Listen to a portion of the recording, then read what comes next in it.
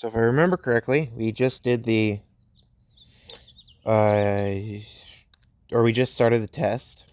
So if we didn't start the test, then it's just the first day. Sorry, we're gonna do the test. But if I did the test already, scratch that. I'm doing the test now. But disclaimer, because I'm forced to do it now by my parents and my legal providers from my parents, because they're providing my legal oversight. I must put this disclaimer. I own nothing of Cyberpunk 2077. I own nothing of the music I talk about. I own nothing of my hero, and this UA is consistent of all that stuff, and this idea of this UA is mine and mine alone. This idea, not the content within it. So it's the first day, and she's walking out of the locker room, and she currently has her PE clothes on, and she has her Oni mask on, and she just has her Oni mask on. Yes, she has the cyberpunk samurai mask. She doesn't have anything else. She does have the cat eyes, cat ears, the senses of a cat, and the tail of a cat. Which I want to go on a tangent real quick, but honestly, I thought you could have a cat ears and tail of a cat with Cyberpunk 2077. That's a missed opportunity from them. Like, come on, it's a missed opportunity. But back on topic, she walks out there and she sees her father of sorts, and no, yeah, her father of sorts, and she says hi to him, and he goes, "So, how do you think you're gonna do?" And she goes, "I'm gonna do terrible compared to what I did last time." And he goes, "Nah, you're gonna do good." She goes, "What are we talking about?" And he goes, "The test I'm about to make you do." And she goes, "Oh, I was talking about the concert I have booked tonight." And he goes, "I told you you can't be doing concerts during school time." And she goes, I know. I just want to do my last concert. And Jiro walks out, and everybody else is still in the locker room. And she goes, "You ready for that concert tonight?" And Jiro goes, "Sure." And she's still stuttering like Hinata. And then, yeah, she's still stuttering like Hinata a little. And she's like, "Ah, come on. Be a little more excited." So we start the tests. Izumi has to go first because he knows that she's already endowed with strength from her quirks, the abilities of her quirk.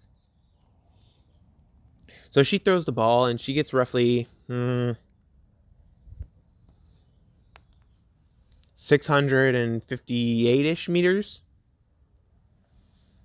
And Bakugo, who hasn't bullied anybody in this timeline, he's just a chill dude, but he still calls people extras. Has been working on his quirk, but just not as much as in canon because he didn't bully anybody.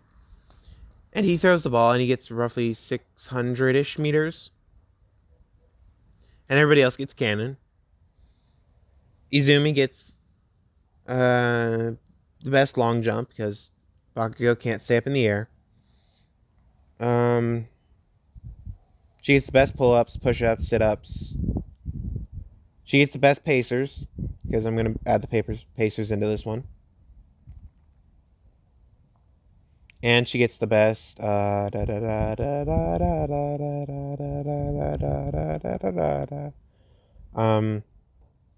gets the best what is it?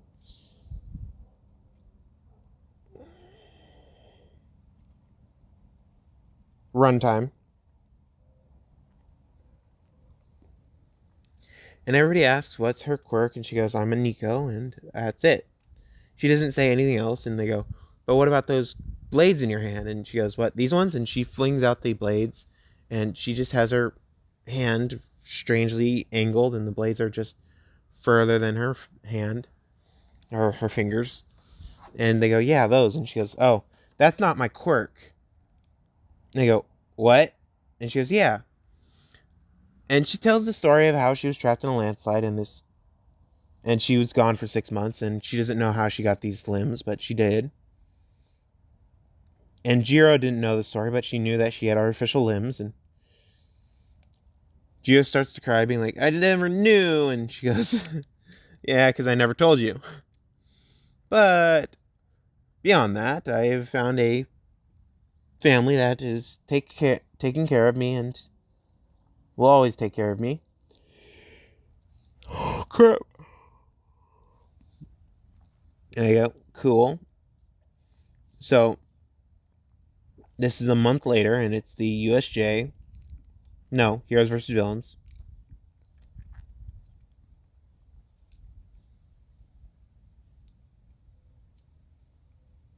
So I did the first test lap.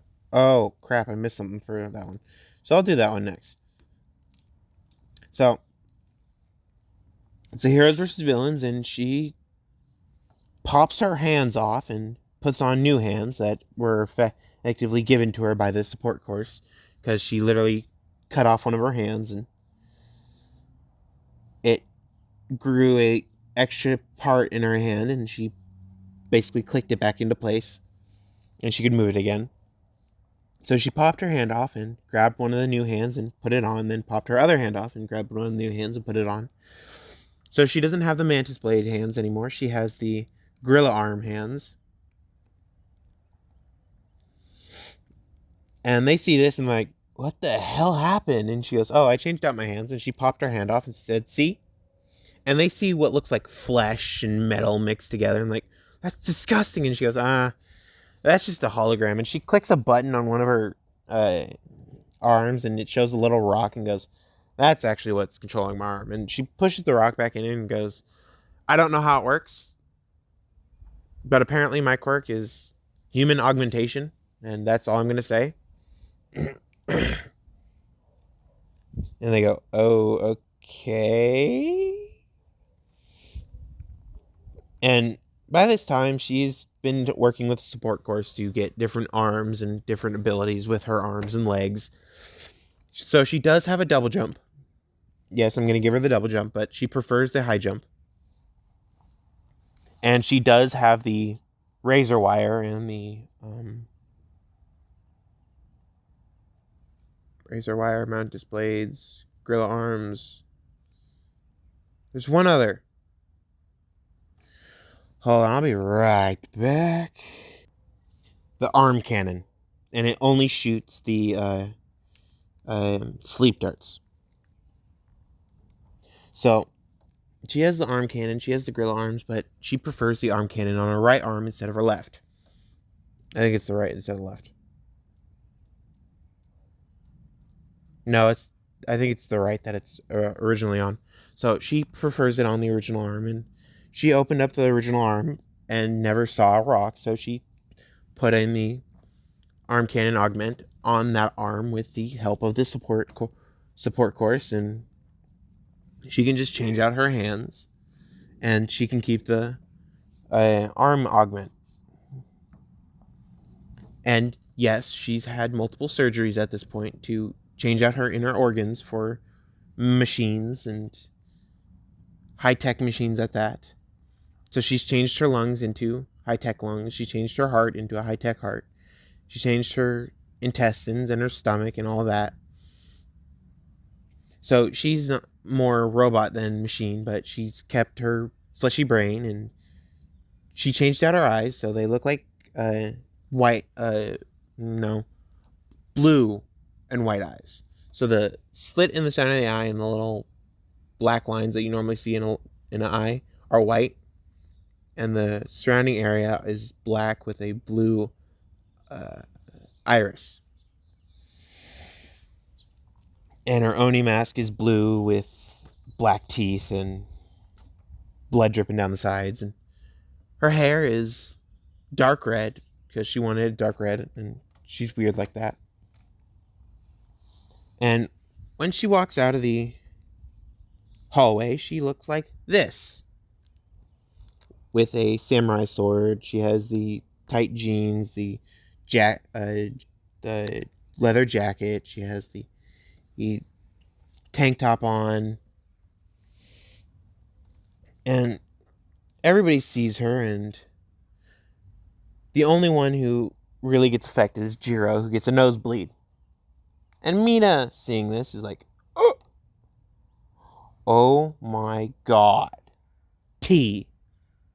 I found some tea. And she starts freaking out, being like, I found some. And uh, Jiro at this point is looking away from Izumi to regain her bearings, and Izumi pulls out the headphones, and they hear the song Never Fade Away by a different group. It's a cover of the song. And the original song by Samurai is the Never Fade Away that I'm going to be mentioning in this one, which has a male voice. And they ask her what's the song that they're playing, that she's playing, and she goes, oh, it's the song that, and in this UA she wrote it, that she wrote, and she sang first, and this famous band did a cover of it, and they listed us as the original owners of the song. And Jiro walked up behind her and said, are you sure you can be talking about this? And she just looks at Jiro and goes, yeah, I'm glad to talk about it. And she goes, if you want to stay out of the spotlight and stay hidden with that Oni mask on that you play a bass with, I suggest you don't talk about this at school. She goes, oh, right, yeah. And she was gritting her teeth and whispering this to Jiro, and one of the students heard about this, and this was a student who had a crush on Izumi and Jiro. Kaminari. Because he thinks that Izumi's hot and Jiro is cute, so kind of would have a crush on both. But sadly, he's not getting his wish. He may have some fun sometimes, but he's not getting a wish. And so they start the Heroes vs. Villains. It's Izumi, Jiro, Bakugo. No, not Bakugo. Kaminari. Shoto. Kaminari Shoto versus Izumi Jiro. So Kaminari is walking down the hallway to hopefully show his power to them and see if he can score a date with one of them. And he all of a sudden gets hit by something in his neck, and he falls to the ground and goes thump. And All Might says, Kaminari is out. Dinky Kaminari is out.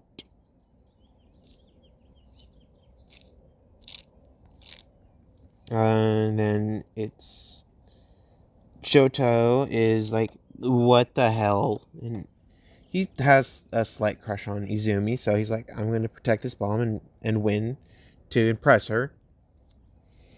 And her being famous does not help with the whole true feelings. It's the, I want to go out with a rock star and obviously see if I can get into their concerts because I'm their significant other. Duh. But Izumi, Jiro is currently at the bottom of the area, and she has an earpiece in, and she's relaying messages of where everybody is to Izumi, and Izumi using her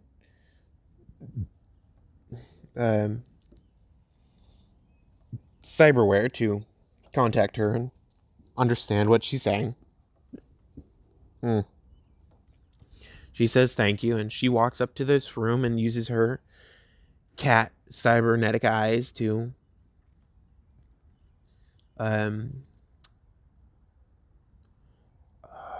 see through the wall, because she uses thermal vision, and this wall is thin enough that she could see his body heat, but barely, because he's using his ice to completely freeze the room, and his body heat's dropping drastically. And she runs in saying, yo, dumbass, use your other side. And he freaks out, being like, what? So she runs over and punches him in the gut, being like, stop freezing yourself. Use your other side. And he goes, I'll never use it. I'll beat you with only ice. And he stomps the ground with his right foot, and she gets trapped in ice, and she uses her cybernetics to break free because her cybernetics are temperature resistant. But it still hurts when they get frozen because the metal against flesh, when it's frozen, it hurts. It can give you frostbite.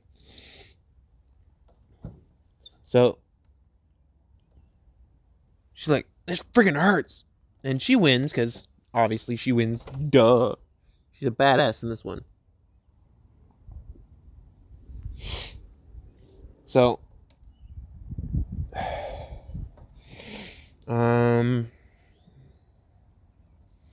Shota is currently passed out and has ice all over one side, and she uses one of her hands with the heat augmentation, and she starts grabbing sections of him which warm him up slightly. And she throws him over her shoulder, and she starts carrying him down and drops him on Dinky. And where they are is in the kissing position for both of them. She's like, that's better. And she walks out and she goes, hey, Jiro, did you hear where I dropped him? And she goes, no, where'd you drop him? And she uses her hand to put up a projection of the image that she took with her eyes, and Jiro starts to laugh. You're like, good one. So we have Dinky and Shoto. Makes a good match. They're both idiots. And Izumi goes, yeah. And all of a sudden, this random number goes up on Jiro's phone, and it's this entire long essay of how this person is like Jiro ever since they met, and they would like to show their face to her at a park at 8 o'clock tonight. And Jiro types back, I will see you there. And Izumi gets a text message back from Jiro, and she's happily cheering on the inside.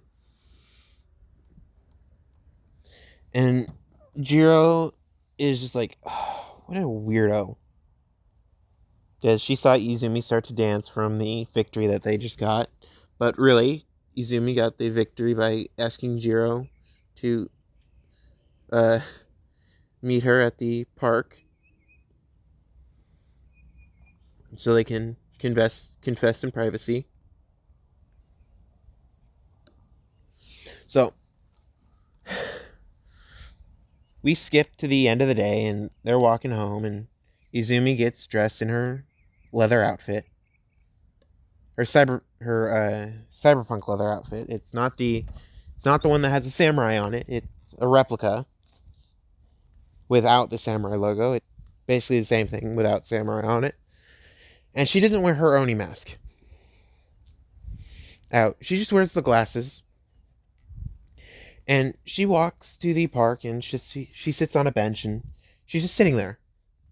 And 8 o'clock hits, and Jiro walks up and says, okay, I'm waiting. And Izumi sees her and walks up and says, so you got my text? And Jiro looks at the phone and sees that Izumi's name has been erased, and she goes, what?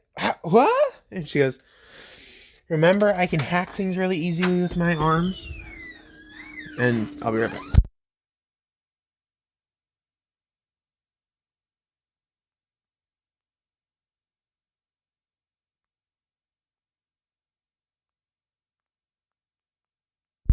And she goes, oh yeah, duh.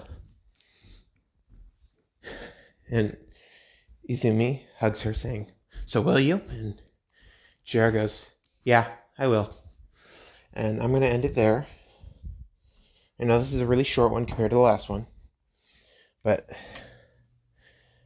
I got some stuff to do, and I just wanted to get the first day and the heroes versus villains out of the way for this series, and I'll do the rest later today.